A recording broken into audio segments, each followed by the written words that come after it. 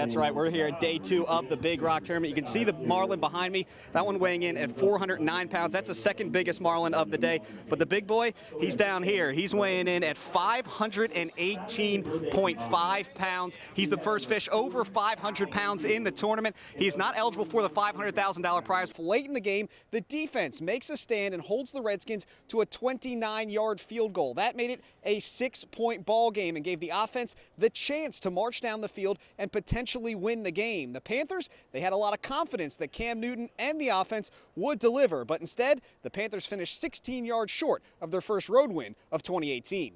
In the last 100 games, Duke has won 50 games, UNC has won 50 games. Duke has scored 7,767 points, UNC has scored 7,765 points. 2 points separate the last 100 games. It's a story that the 9 on Your Side sports team first brought to you on air and online yesterday, that Jeff Compher and East Carolina have agreed to a buyout of Jeff Compher's contract extension that he signed in June. Now, Compher will remain as the athletic director through May 1st, which means he will make a longevity bonus of $140,000 on April 30th. On top of that, the buyout has agreed to pay Compher $1.26 million over the next 5 years through April 2023. This North State team has been incredible this entire tournament. 3 games, they've given up just 1 hit, 1 earned run, and this game was so close that they gave up just 1 hit, and there was a chance that they lost this game, but Cash Daniels-Moy able to slide home on that Thomas Barrett dribbler. What an exciting finish it was, and Greenville, again, it pays to win. They get a few days off before they play in that U.S. title. Cameron Indoor Stadium is a tough place for opponents to come in and win, and Duke rarely loses here twice. Since 1995, they've only lost back-to-back home games 3 times, in 1995, 2006, and 2015. In 2015, Notre Dame was one of those teams that came into Cameron Indoor to hand Duke back-to-back losses. It's the first time a top 5 team has been in Minges since John Calipari's Memphis Tigers came back in 2006. They were also ranked number 5. This Shockers team, they are 13-2 on the year, 3-0 in the AAC. It's the first all-time meeting between ECU and Wichita State. Right now we are along Arndale Road here, which is of course the main artery into Morehead City. And if you look right behind me here, we have some trees down. Now this tree was completely blocking the right lane of traffic into Morehead City, but we just had a bulldozer come over and kind of push it out of the way here. You can see how big this tree was when it fell, most likely from those high wind gusts that we had last night. After a week away from home, the ECU football team back inside Dowdy-Ficklin Stadium tonight as the Houston Cougars came to town. Now, Houston brought with them one of the top offenses in the country as the Cougars came into this evening's game having scored at least 40 points a game in every game so far this year. So Pirates defensive coordinator David Blackwell's job to slow down the defense. And how about the birthday boy? That's Garrett McGinn, big number 55, in the captain's meeting on the field before this one. We start the action in the first. Houston already up 7-0 when De'Eric King keeps it himself on the play fake, gets outside, fakes that throw, fights his way into the end zone as Houston quickly up 14-0. Same score in the second.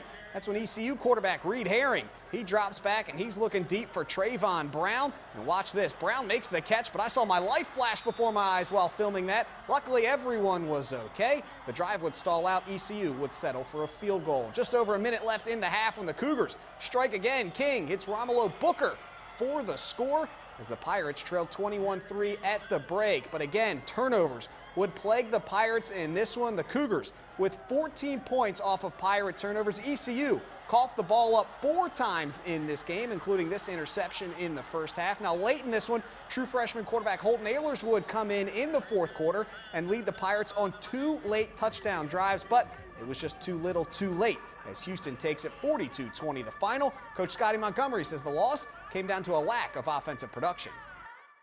I think it just came down to just a complete offensive inefficiency in some different situations. We were 9 of 21 on 3rd down offensively, which means we had to make up for some non-first down plays. Thought we were really, really poor on 1st down offensively. I thought that Holton came in at the end of the game, gave us a tremendous boost.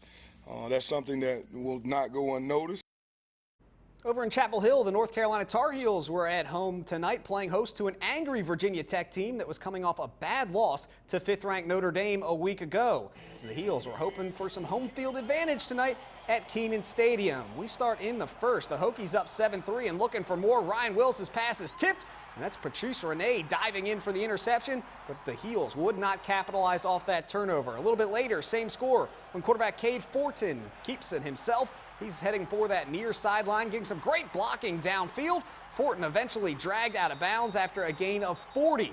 But the Heels would settle for a field goal. They were then down 7-6. Now Carolina would keep this one close throughout, but eventually the Hokies proved to be too much for the Tar Heels as Virginia Tech picks up the road win, 22-19, that final score.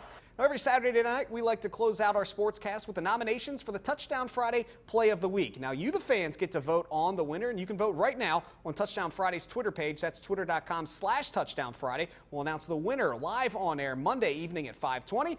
And here's a look at your Week 9 nominees. Play 1 comes to us from the first play of the game at Havelock. The opening kick. Cam Edmonds fields it deep, and he's going to take it out of the end zone. The rain not slowing him down. Edmonds cuts it to the near sideline, goes pedal to the metal. Nobody going to catch him. The Rams cruise past White Oak. That game was on Wednesday. Play number 2, also from Wednesday night. D.H. Conley pinned on their own 1-yard line. No problem when you have C.J. Johnson on the outside. Nick Hamilton hits him in stride, and the future ECU Pirate simply wins the foot race to the end zone. A 99-yard score.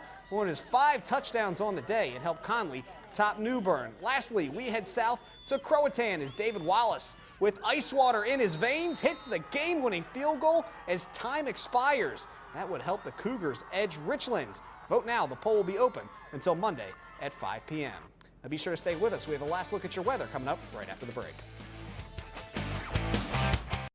Meet the Winterville Colts 9-year-old football team. They're just like any other team, learning the game of football. But the Colts have a special player on their roster, Demetrius Williams. However, he has a special nickname.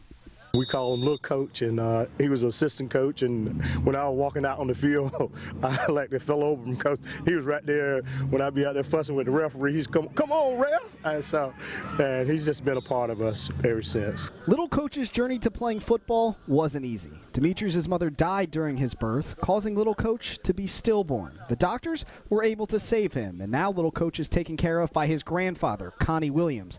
When Demetrius was 18 months old, his grandfather grew concerned because he was not yet walking or crawling. We took him to start getting tests ran on him and stuff like that, and they diagnosed him with cerebral palsy. He didn't start walking until he was 4. He was held back, and didn't start walking until he was 4. I never treated him any different from his brothers, and he strived, kept striving, and kept striving, and when he started walking, that's when his whole world turned around. Our whole world turned around. Not only is Little Coach now walking, but he's scoring touchdowns for the Colts. On the last play of every game, the play call, a handoff to number 1.